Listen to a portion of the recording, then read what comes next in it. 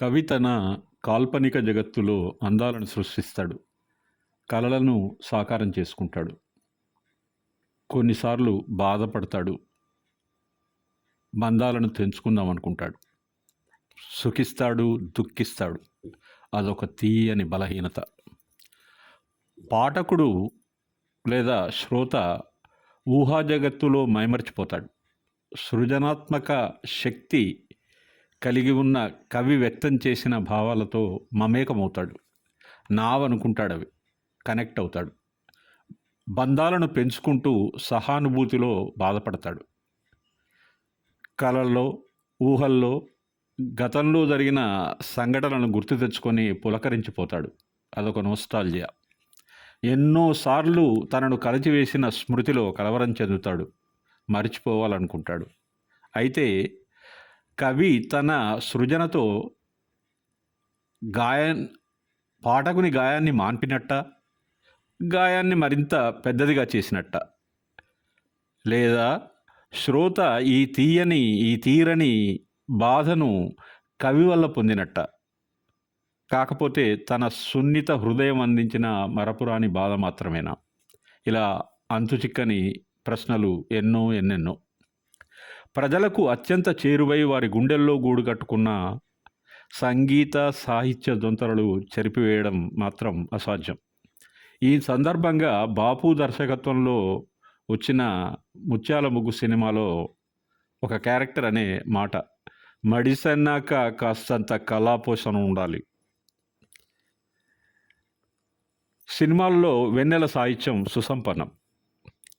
శాస్త్రపరంగా హేతుబద్ధంగా ఆలోచిస్తే సూర్యుని కిరణాలు చంద్రుని ఉపరితలం మీద పడి ప్రతిబింబించడమే వెన్నెల, లేదా మనం దాన్ని కౌముది అంటాం.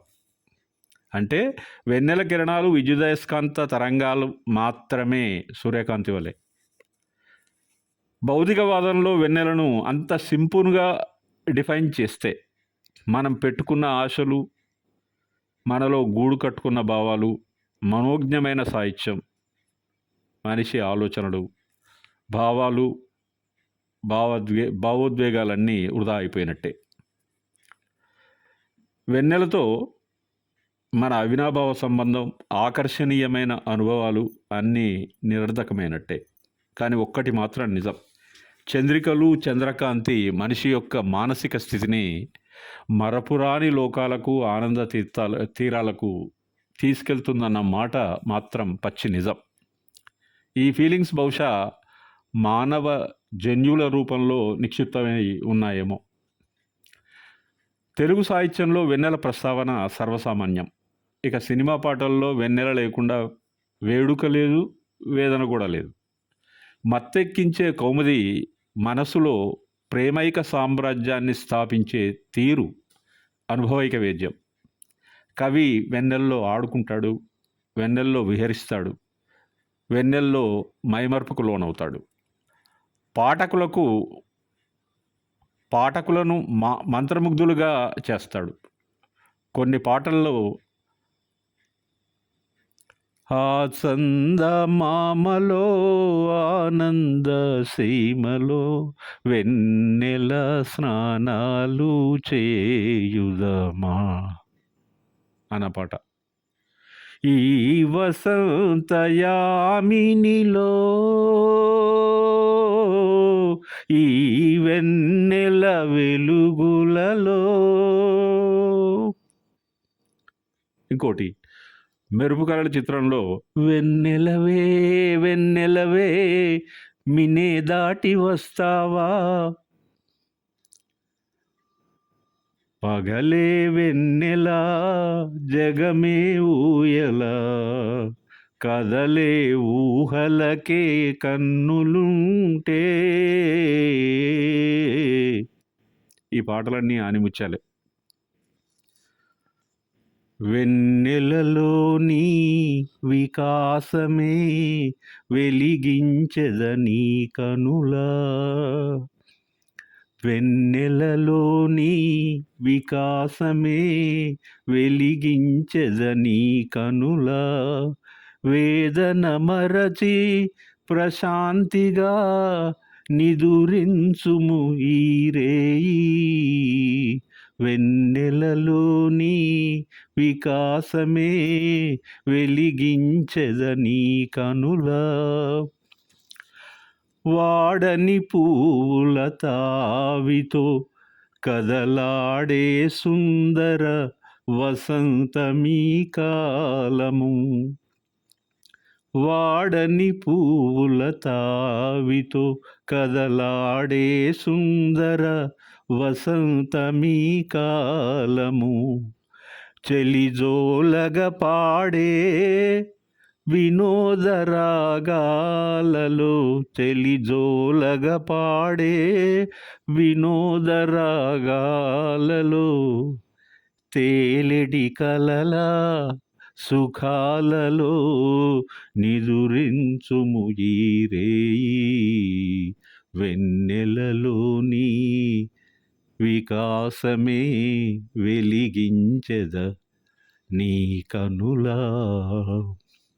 భానుని వీడని ఛాయగా నీ భావములోనే చెరింతునోయి సఖా. భానుని వీడని ఛాయగా నీ భావములోనే చెరింతునోయి సఖా. నీ సేవలలోనే తరింతునోయి సదా. నీ ఎదలోనే వసింతులే నిదురించుము ఈ రేయి.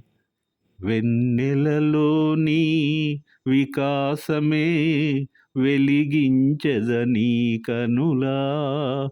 వేదన మరచి ప్రశాంతిగా నిదురించుము ఈ రేయి.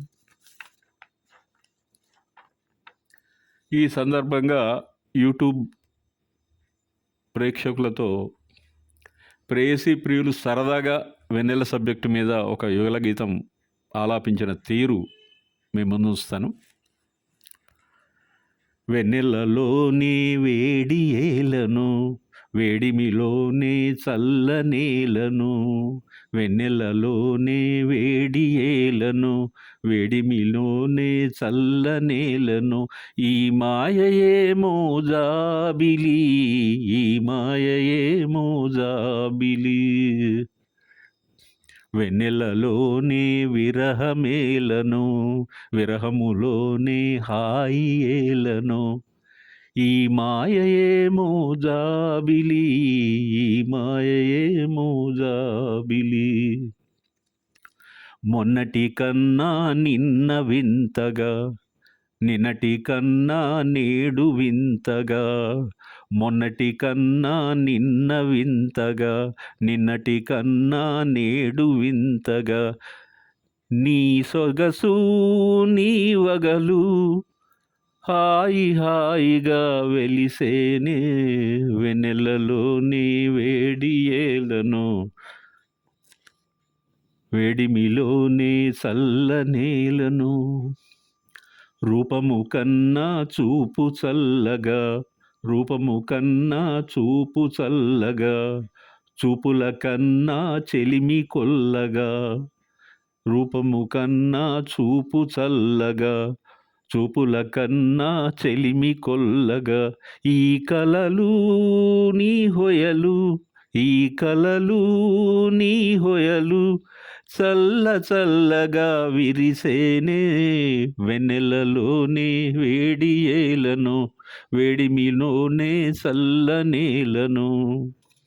మానవ జీవితంలో అందమైన రంగులు, చిత్ర విచిత్రమైన అనుభవాలు, స్వర్గ సుఖాలను అందించే ఊహలు, కళలను సజీవంగా ఉంచే సాహిత్యం, తనువును పులకరింపజేసే సంగీతం, ఇవన్నీ లేకుంటే అమ్మో ఊహకందని మానసిక స్థితి, దుస్థితి.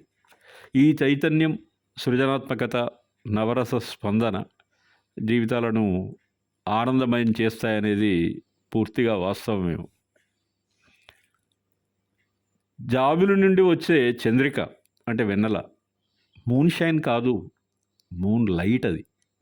అందుకే ఆయుర్దాయాన్ని పెంచి ఆనందాన్ని పంచే వెన్నెలను మనం మనస్ఫూర్తిగా ఆహ్వానిద్దాం.